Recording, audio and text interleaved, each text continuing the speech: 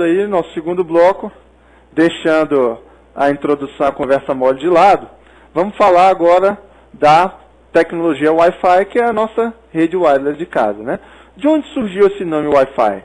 Tá aí, de Wireless Fidelity, que foi o nome comercial, né? O que aconteceu? Uma série de fabricantes se reuniram, né? Fabricantes de hardware, de software para rede sem fio, se reuniram e criaram essa associação para garantir, né, interconexão dos equipamentos que faziam parte da família 802.11.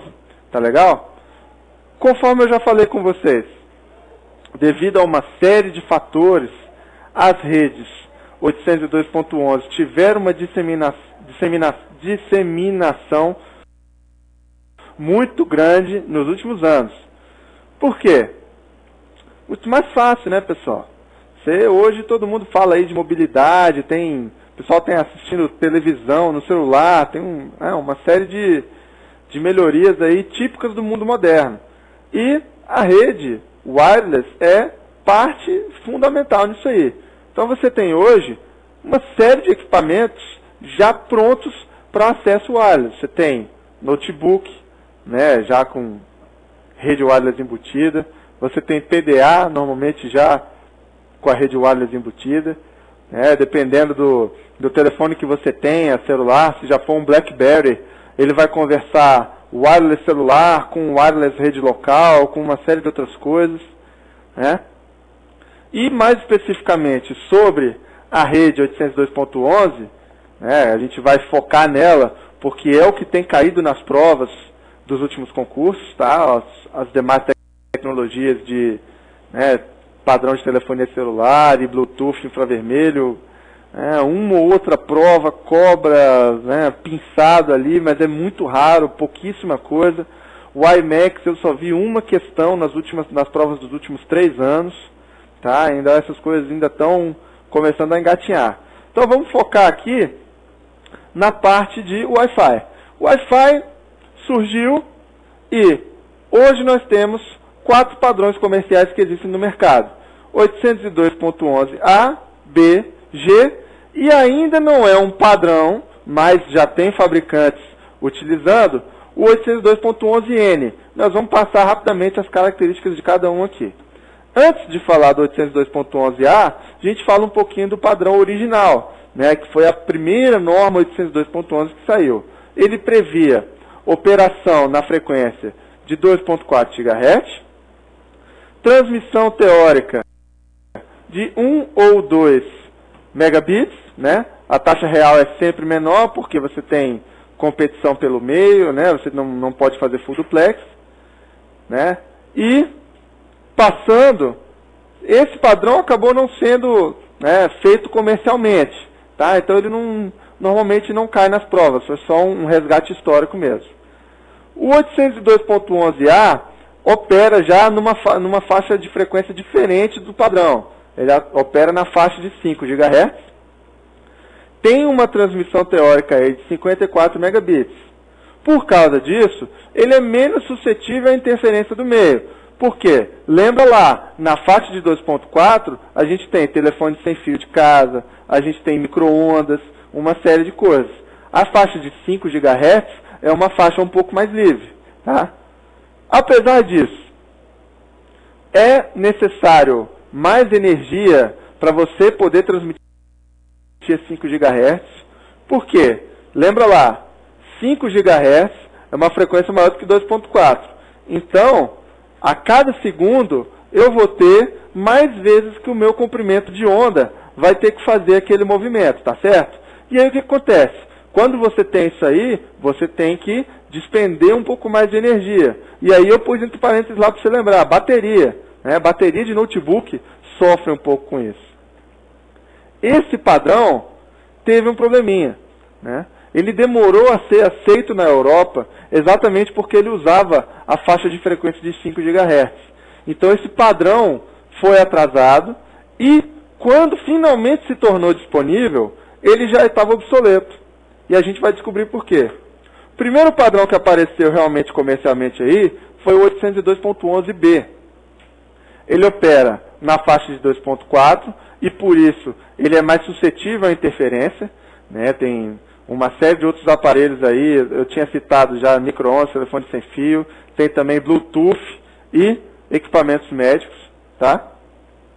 O 802.11b foi o primeiro padrão que de fato apareceu no Brasil, né? Os primeiros equipamentos de wireless que começaram a chegar aqui no nosso país usavam esse padrão, tá? E a taxa de transmissão teórica é de 11 megabits por segundo.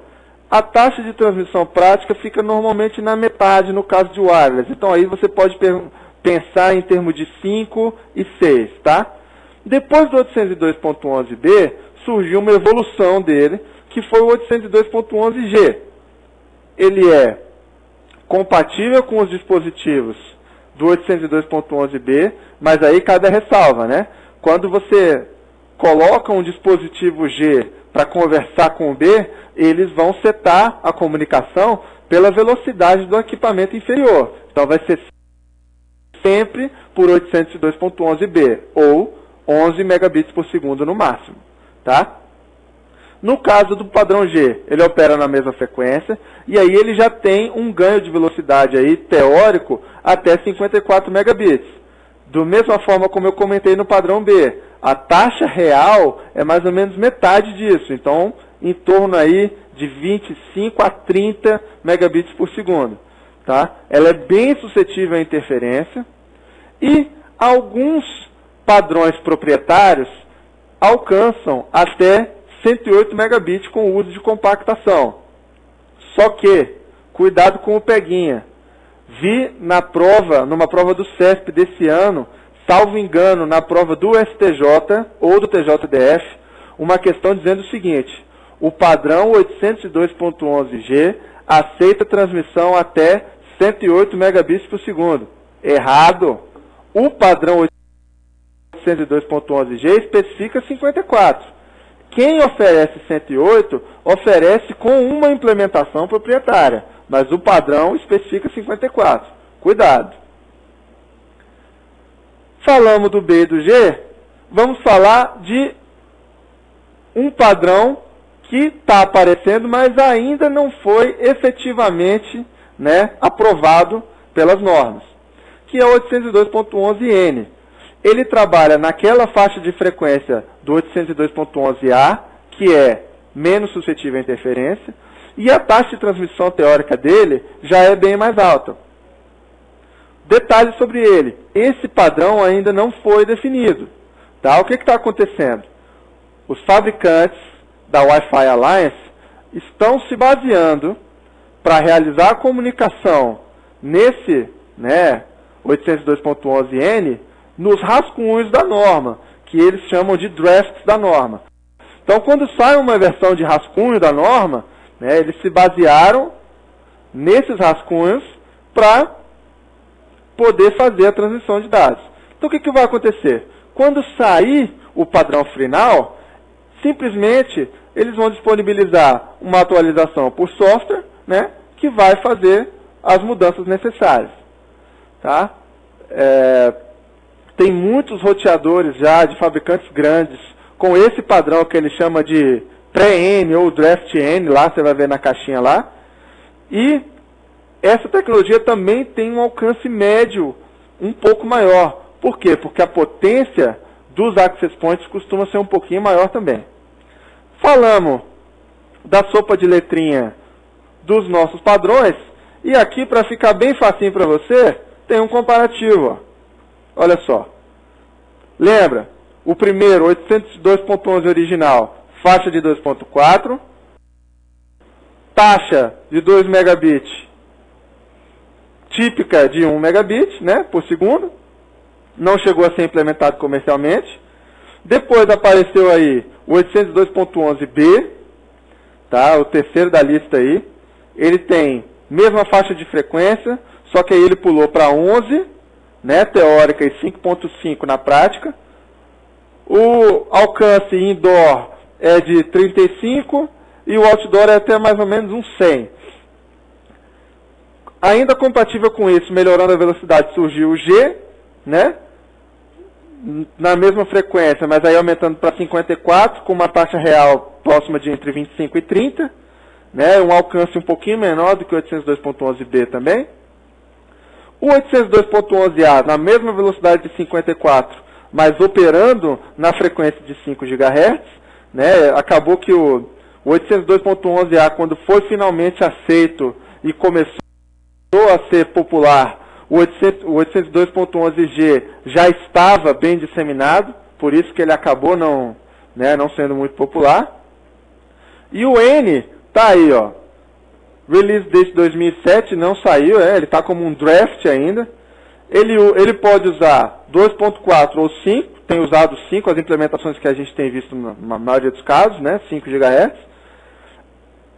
O alcance de dados, ele está colocando um máximo teórico de 540, isso ainda não está fechado, lembre-se que a norma ainda não foi publicada, mas a transferência que se consegue no mundo real tem sido de até mais ou menos 200, tá? E aí você pode ver que ele tem um aumento no alcance, né? Ele variava ali entre o B e o G entre 25 e 35 metros, agora ele conversa aí já perto de 50 metros em ambiente fechado e 130, 125, 130 perto de ambientes abertos.